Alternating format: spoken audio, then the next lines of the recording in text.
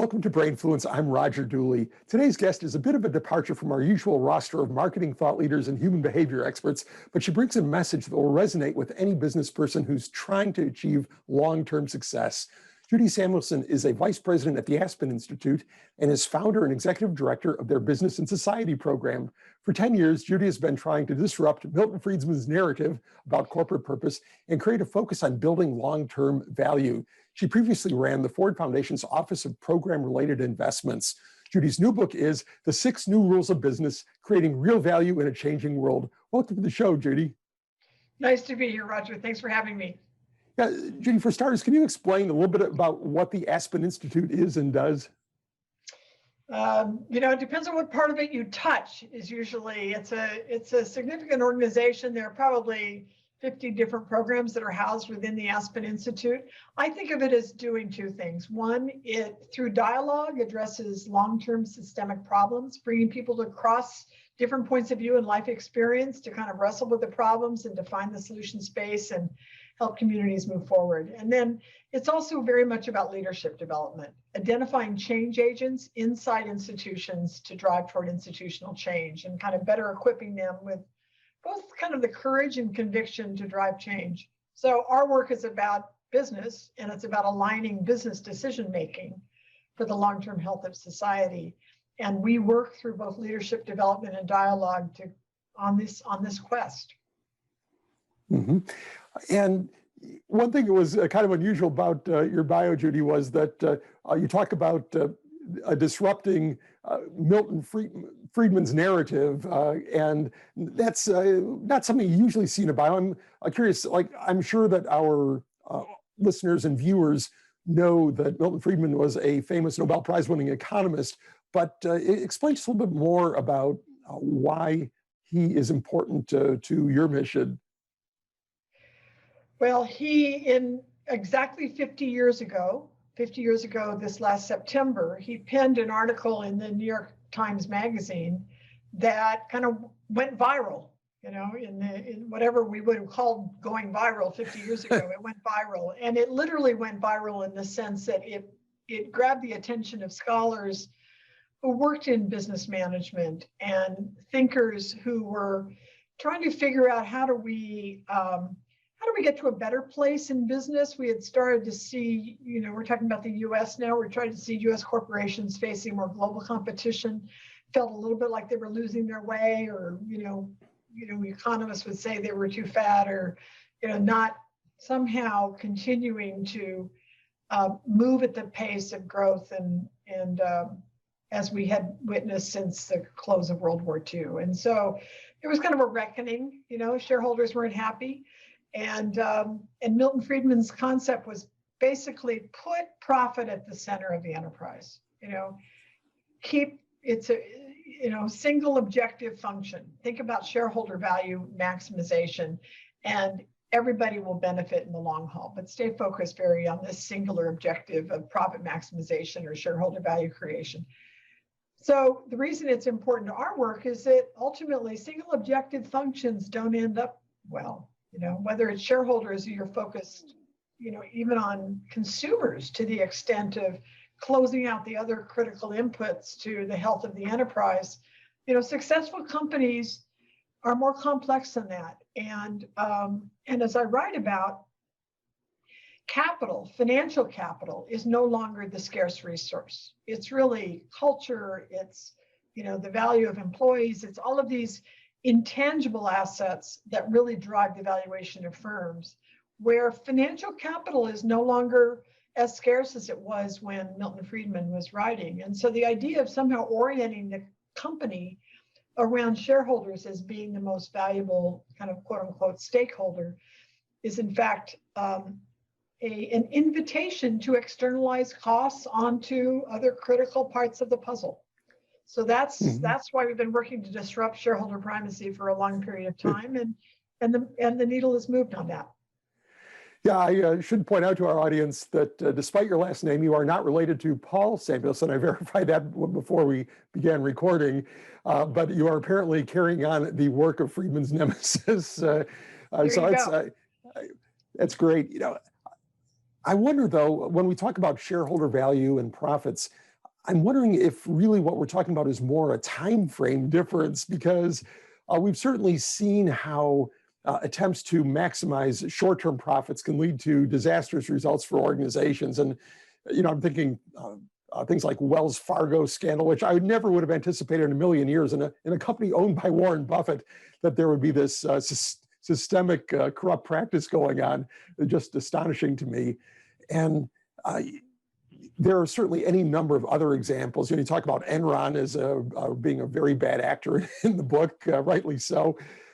But in just about every case, these companies were not really trying to build, what I'd consider to be a valuable company. They were trying to maximize this year's profits or this quarter's profits, or maybe next, get set themselves up for a good big bonus next year. Yeah. Manage the stock price, which is consistent with how we reward leaders. So, that's not surprising that that's front and center for them. You remind me of this is many years ago when my father was still alive, and he was driving me to the airport after visiting my parents for a weekend. And he goes, "What's this thing you're doing now?" And I tried to talk about it and sustainability and yada, yada, and companies and how important they are to have them at the table. And I was kind of getting all wound up and trying to figure out, how do I get through to this then 80-something-year-old? And he stopped and goes, "Aren't you really just saying companies ought to take a long-term view?"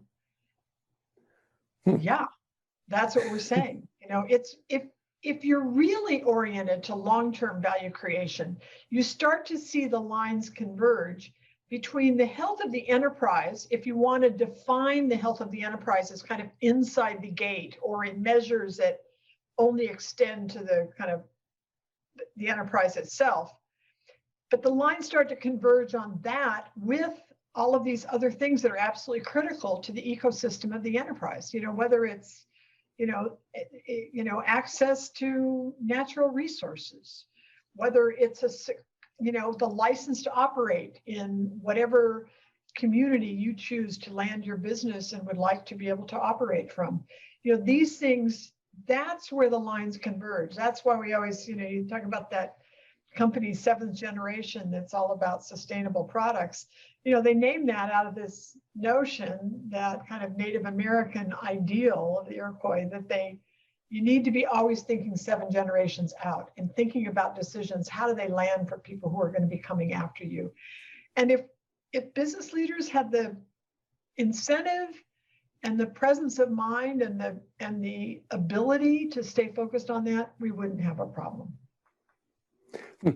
Well, I think it depends on who you believe your investor to be. If you think your investor is Warren Buffett, you have a different strategy than if it's Carl Icahn, where if Carl Icahn sees a pile of cash on your balance sheet, he's going to try and figure out how that he can distribute part of that to himself and the other shareholders, where a Warren Buffett really is concerned typically about building the long-term value of that company, that year after year it's going to be worth a little bit more, maybe not in a linear fashion, but it's a very different approach, I think. And I think, to some degree, we've turned our CEOs into more Carl Icahn type owners, simply because they're given options or shares that have a relatively short fuse, and they can make a lot of money if they produce short-term results.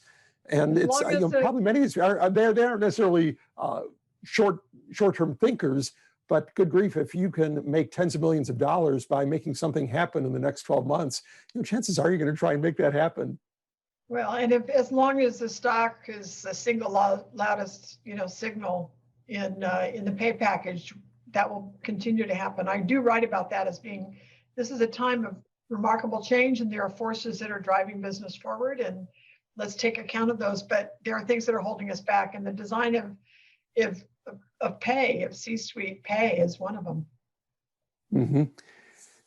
Well, I think too, you have a great sentence in the book that the duty of the directors is the health of the enterprise, is to ensure the health of the enterprise. And to me, that's it's such a simple statement, but it encompasses so much of what we're talking about. And I guess I tend to look at things a little bit more, maybe not from a global view, in terms of, how is this company benefiting society? But I think that the same kind of short-term uh, action and thinking affects customer experience and employee experience negatively.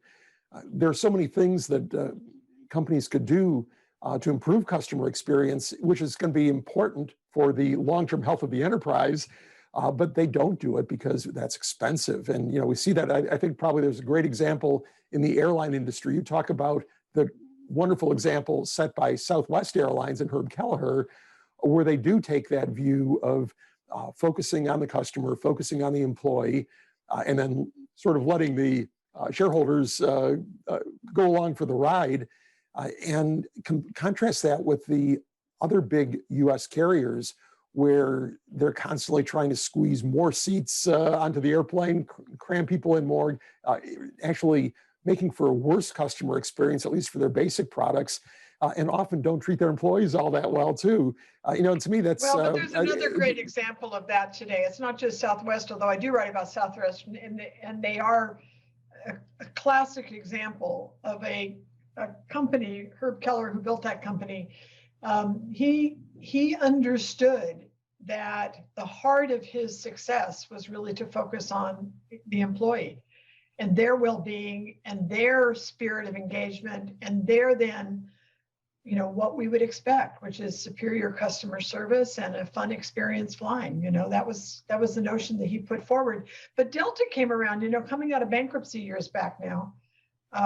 They created a profit sharing plan that was remarkable, where everyone participated, from the grounds crew to the pilot, and really changed the idea within that enterprise about who matters, and the touched on the culture, and kind of rebuilt the culture in a way that has allowed them to produce superior results now. We'll see what happens when we come out of this period of time where nobody's making money in the airline business, but they're staying their course and doing important investment during this period to increase their their ability to maximize the benefit of the enterprise after we come out of it. So it is about the enterprise. The corporation's, the board's responsibility legally is to the health of the enterprise. The corporation in the US owns itself. It is not owned by the shareholders. The shareholders own shares of stock with important but limited rights. And they're all over the map. They are not aligned with one way of view. You mentioned Warren Buffett, and what a great example. And of course, he has fostered many copycats and many funds that operate with a Warren Buffett-esque, approach to value creation and long-term investment. But we've got a lot of other investors. You mentioned Carl Icahn. A lot of the noise in the system is very much about short-term thinking. And so even though we're living in an age where there's a lot of conversation about impact investing and social responsible investing of different kinds, it is not that system is not really designed to move us forward. We're much better off focusing in on employees who are, as a group, aligned with the long-term health of the enterprise. There's much more kind of harmony between what employees are looking for and what looks like a robust strategy and ability to, see both risk and opportunity for the company.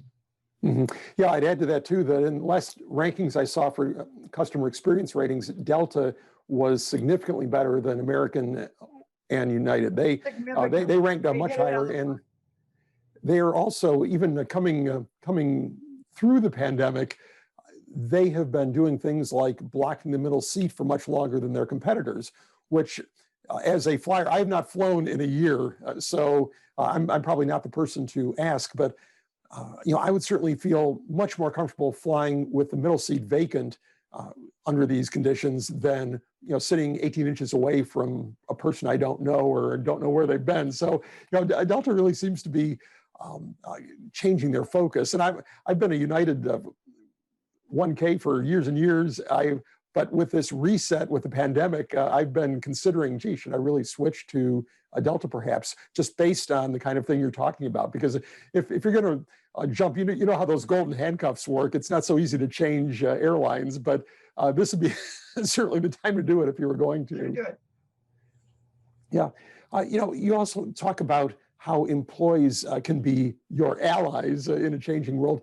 And I think that's kind of a conundrum in the US, at least, where we tend to think of unions as highly adversarial, where they will protect even bad employee behavior simply because that is their job. And I guess maybe the most extreme example is some of the recent revelations about police unions. But I think even in the industrial world, we do see that they are generally not trying to improve the company's results or productivity. They are simply advocating for their members' financial interests. And that to me, it has almost the same kind of downside as the company advocating for its own financial interests if you're not looking for that long-term health. I wouldn't stereotype labor unions any more than any other particular organization, but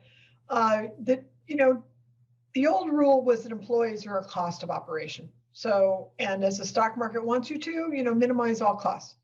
Make sure that, so every time, a company announces either a pay raise or during the pandemic, the desire to continue to pay a pandemic premium, the stock price goes down. Google says we're going to add 15,000 employees, the stock price goes down. Walmart says we're going to raise wages, stock price goes down. These things are not in harmony. They don't tend to last very long. That's a short-term reaction to those things. But employees today are not a cost of operation. They are the company. And if there's anything the pandemic has shown us, it's shown us this kind of human side of enterprises and who matters most in terms of, staying at the complex work of delivering goods and services. It's the employees.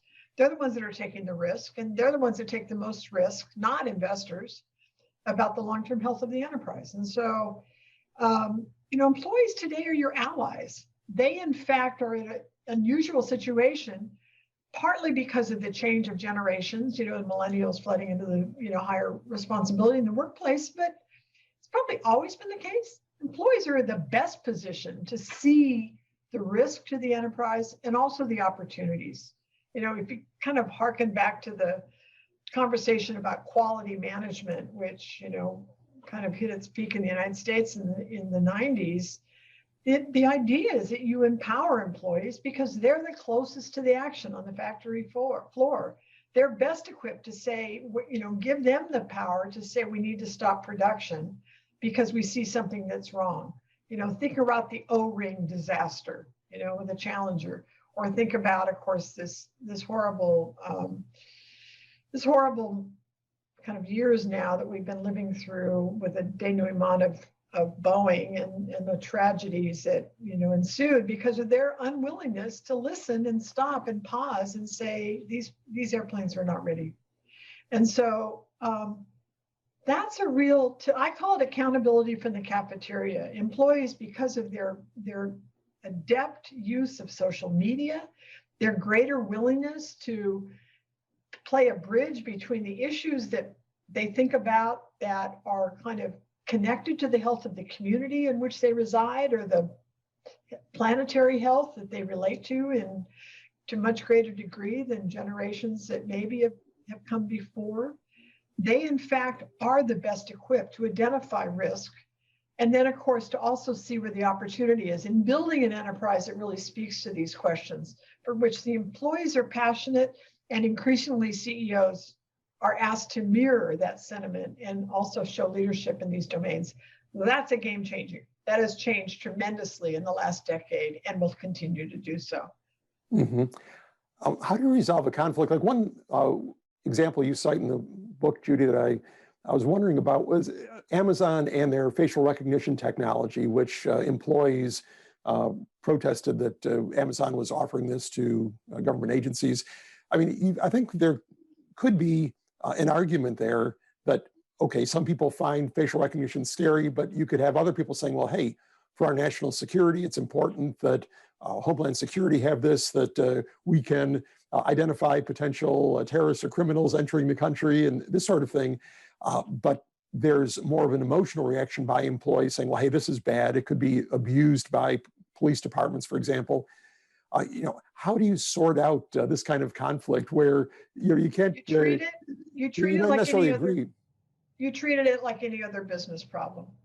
You listen deeply, you bring people together who can help you understand different perspectives and who, who will help you see the things that you can't easily see. And I think employees, we can no more generalize about employees than we can, any other category.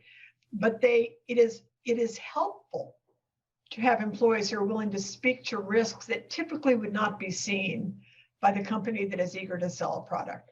That is added value, because then you can get into the nuance of what works and what doesn't work. And we certainly have seen it at Amazon. We've certainly seen it at Facebook, where it was the employees who were willing to kind of drill down into these questions about, interference in elections, back to the 2016 election, and were the ones to bring that forward. The executives didn't necessarily want to hear from them, but they were the ones to raise it. This most recent kind of moment in the wake of January 6th, where companies stopped, essentially hit the pause button on political spending in the US.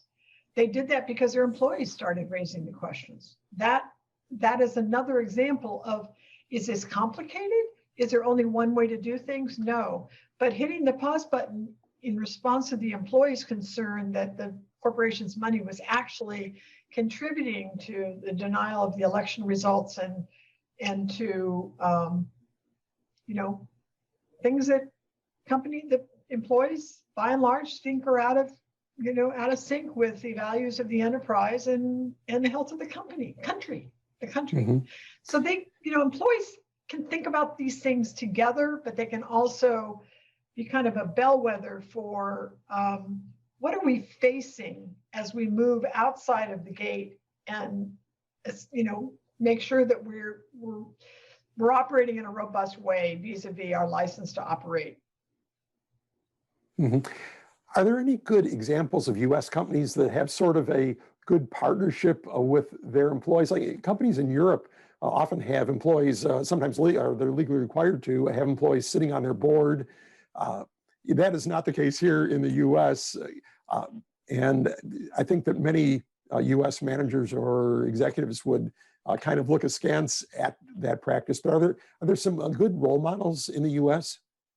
Well, I certainly would elevate Levi Strauss as a great role model. I mean, Levi's has been up and down, as it has matured and ultimately moved offshore, like all of the other garment, companies or textile companies, in order to stay alive, right? To make sure that they were enabled, their cost structure was consistent with the cost structure of the industry as it evolved into global operations.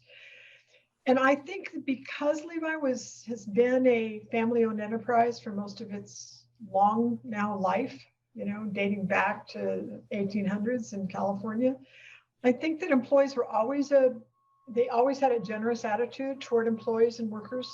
And I think what we've seen today in the current management of Levi Strauss, under Chip Bergh, that he came in both to kind of resurrect the brand in some respects and invest in the brand and kind of reset some of the protocols and assumptions about operations.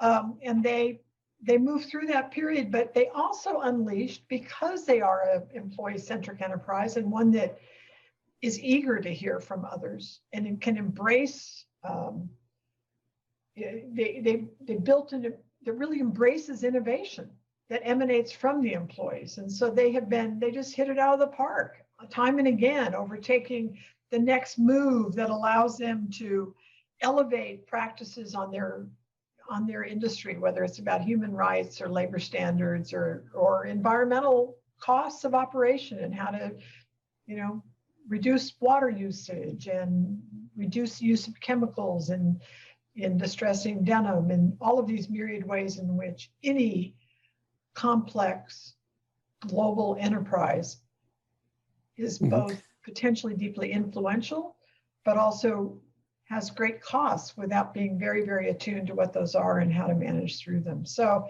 I think there's a lot of examples, but that one definitely comes to mind. Mm-hmm. How do you see automation fitting into this? Because one of the we've had a lot of debate about minimum wage laws and just in general what wages should be. And it seems certainly probable that if some companies are suddenly paying their workers a lot more, then automation will become more affordable. And there are other thinkers. I've had Tom Peters on the show a few times, and he really feels like there is an automation apocalypse coming for now white collar employees, and not just factory workers being replaced by robots. And how what is the sort of value creation approach to using automation?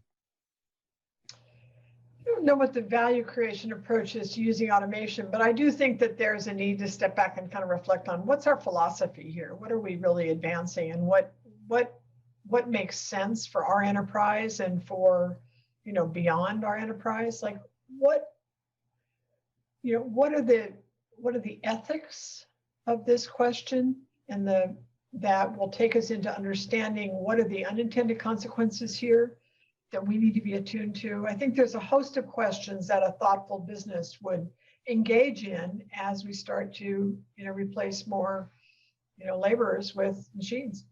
So I think there's a lot of questions that are relevant here, but it speaks to the larger question of what's kind of the philosophy of the enterprise toward work.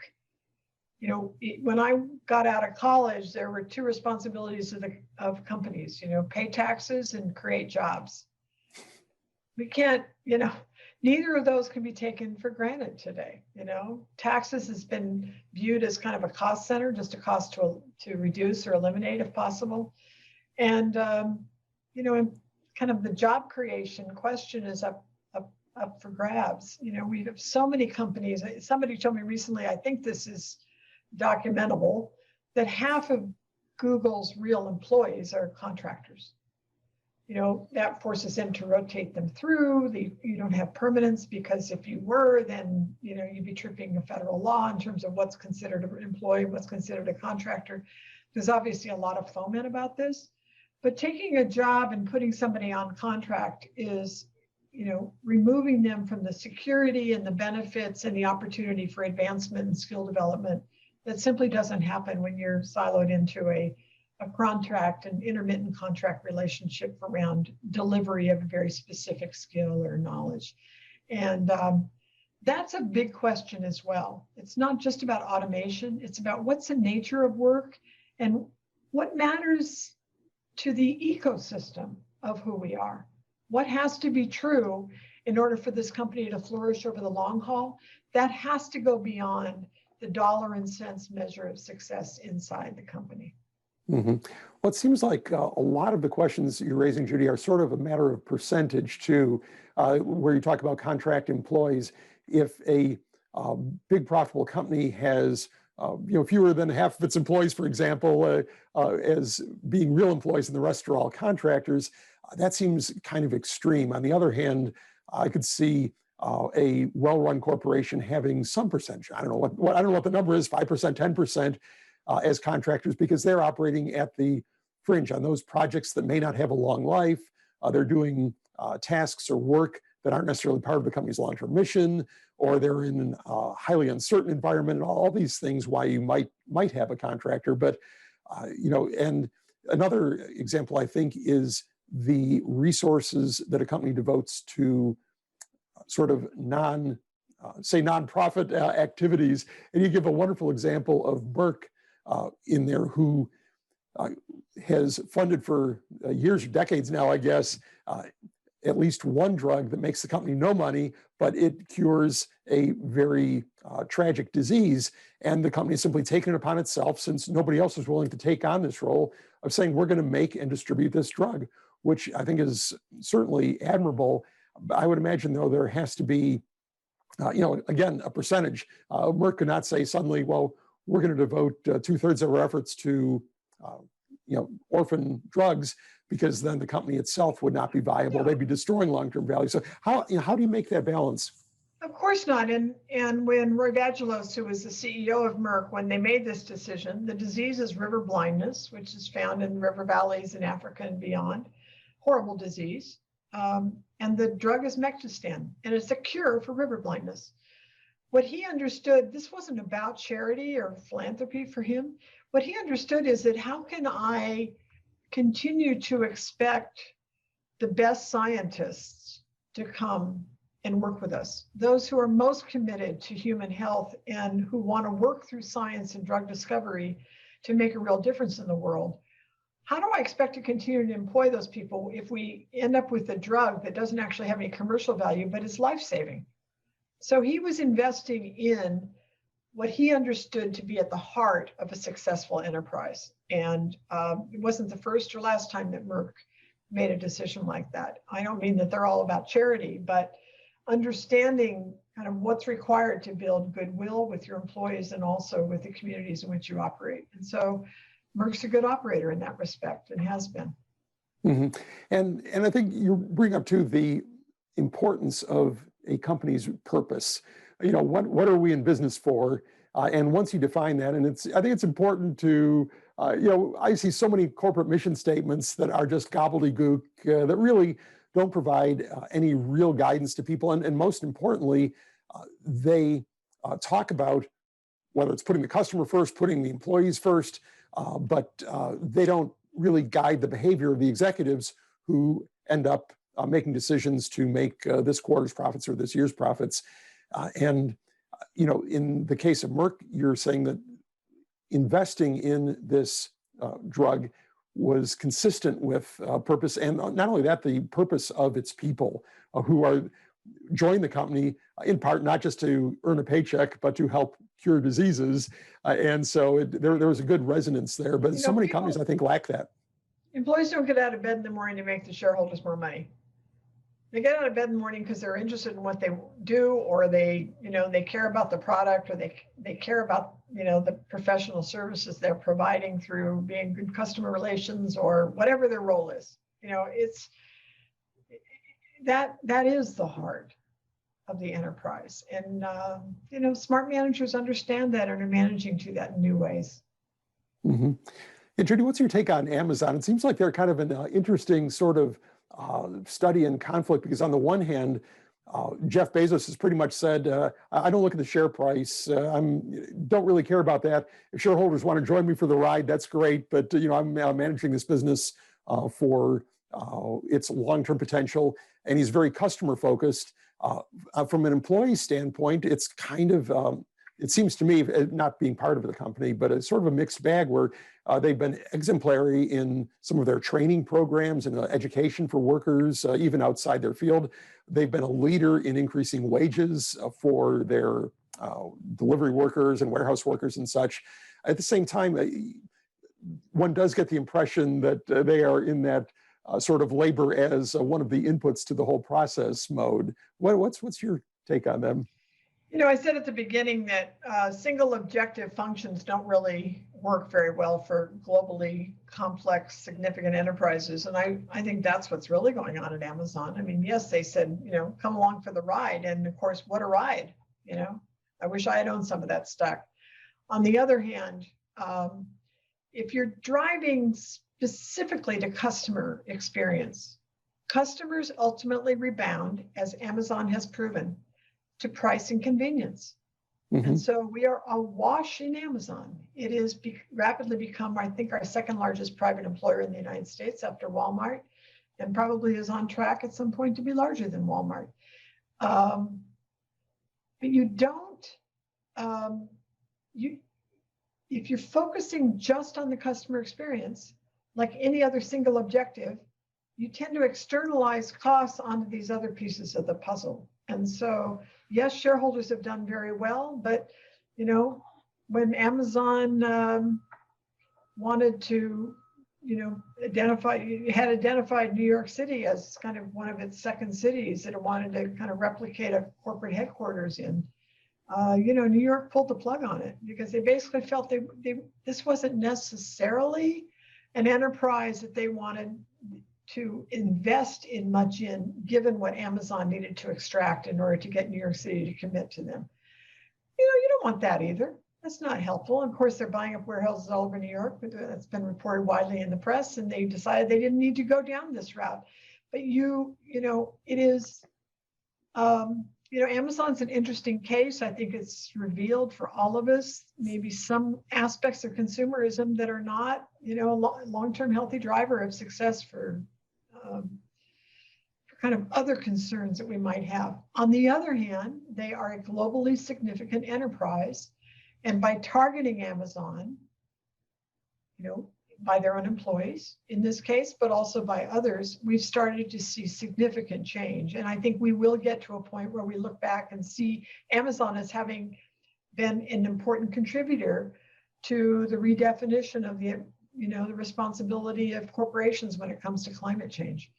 And they're not the only brand to have been targeted. That is a classic way to move forward for NGOs that have a bigger point to make, that are kind of the representative of a scarce resource or an existential crisis like climate. So Amazon's a great case example. Mm-hmm. That's probably a pretty good place to wrap up, Judy. Where can our audience members find you and your ideas online? Well, you can always find me through the Aspen Institute, but the book is found at judysamuelson.com.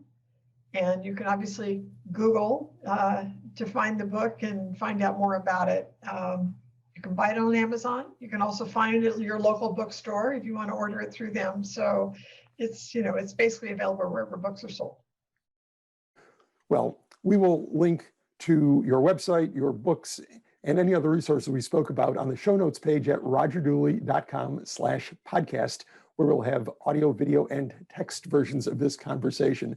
Judy, thanks so much for being on the show. Thank you so much. I've enjoyed it very much.